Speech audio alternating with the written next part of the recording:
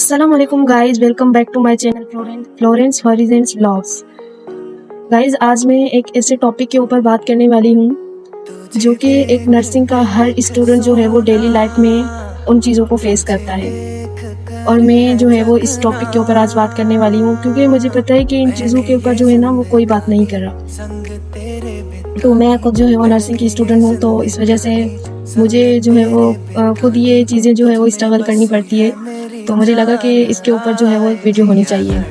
लोग कहते हैं कि नर्सिंग में क्या है, वार्ड में ड्यूटी कर लेगा, बस हॉस्पिटल के अंदर ड्यूटी कर लेगा अपनी, या इंजेक्शन लगा देगा, बस यही तो नर्सिंग है। नहीं, नर्सिंग में सिर्फ ये चीज़ नहीं है। नर्सिंग का स्टूडेंट जो चीज़ें फेस करता है ना, वो मैं आज इस वीडियो के अंदर आप लोगों को बताने वाली हूँ। फिर आप खुद जो है वो बोलेंगे कि हाँ, नर्स जो होती है ना वो भी कुछ स्ट्रगल करते हैं अपने प्रोफेशन के अंदर।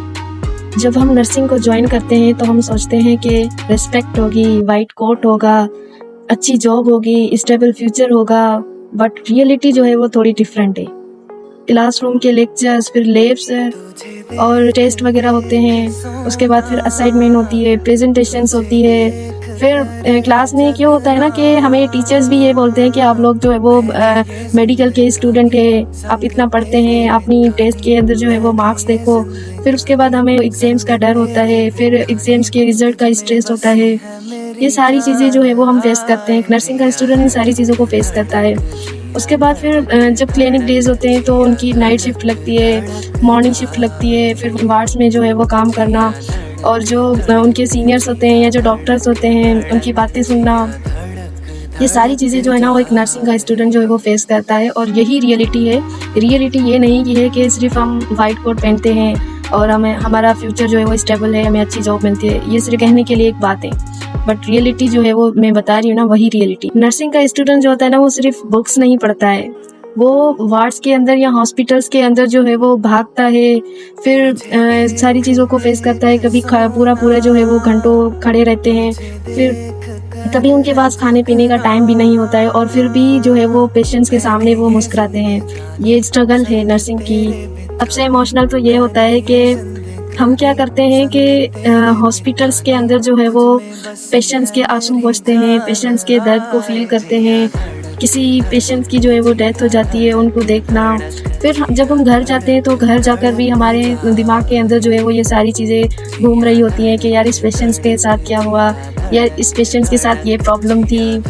मतलब हम जो होते हैं ना वो इन सारी चीज़ों को जो है वो फेस कर रहे होते हैं। लोग नर्सिंग को जो है वो कम समझते हैं। वो बोलते हैं कि नर्स जो है वो सिर्फ एक असिस्टेंट है, लेकिन शायद उन्हें ये नहीं पता या उन लोगों ने ये नहीं देखा कि पेशेंट जो होता है ना उसके साथ भी हर टाइम जो है वो सबसे ज़्यादा लेकिन उन्हें शायद ये नहीं पता कि नर्स जो है वही एक पेशेंट्स के साथ जो है वो सबसे ज़्यादा टाइम गुजारती है।